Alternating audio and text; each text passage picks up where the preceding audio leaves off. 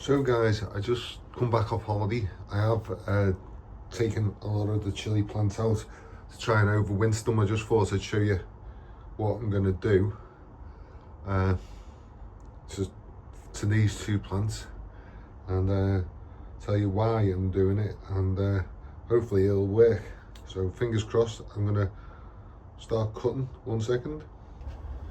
Hi guys, so this is how I'm going to cut and overwinter my chili plants. So as you can see, we've got the main stem and then it breaks off. I don't know whether you can see this. I'll cut that leaf off so you might be able to. It's coming off anyway. So off the main stem we then have the Y branches, so I'm just going to cut these about there. As you can see, nice looking Y. I'm going to do that to the rest. Reason why I'm doing them quite high up and not as close as some people do is I tried to do this in a previous year, and the stems started to form fungus, but I think that was due to being in the greenhouse, within a greenhouse. Those of you watch my channel will know that. And there was too much moisture. So what I'm going to do with these this year is cut them off like this now, and they're going to go into the shed, which is in a dark corner, so that they get over the shock of just being hacked back. And then I'm going to water them very sparingly, about once a week, if not twice, once every 2 weeks, as it gets into the colder months, so that they go dormant but the root systems won't dry out and die before next season, when I'll bring them out into the more sun, and they should then start re-sprouting, which is what I hope to achieve. Whether that happens or not, we'll just have to wait and see. So I'll show you again on the next plant.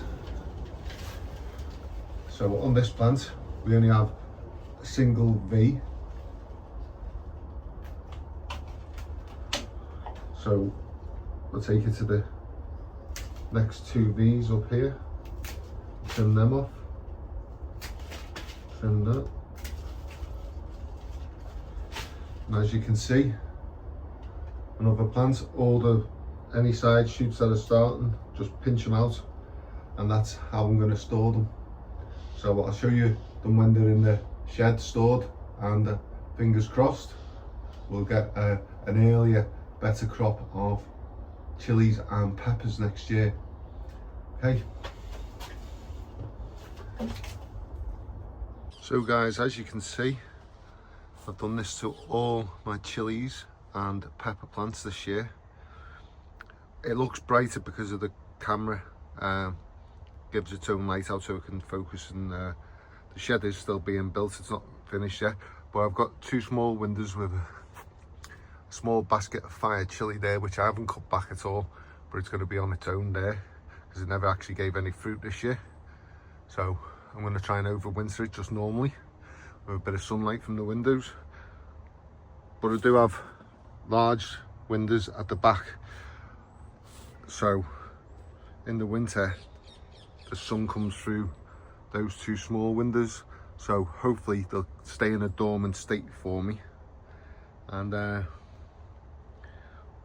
next spring they'll burst into life when I pot them up into the next size pot and start giving them water and the extra hours of daylight. So look forward to showing you that in the new year.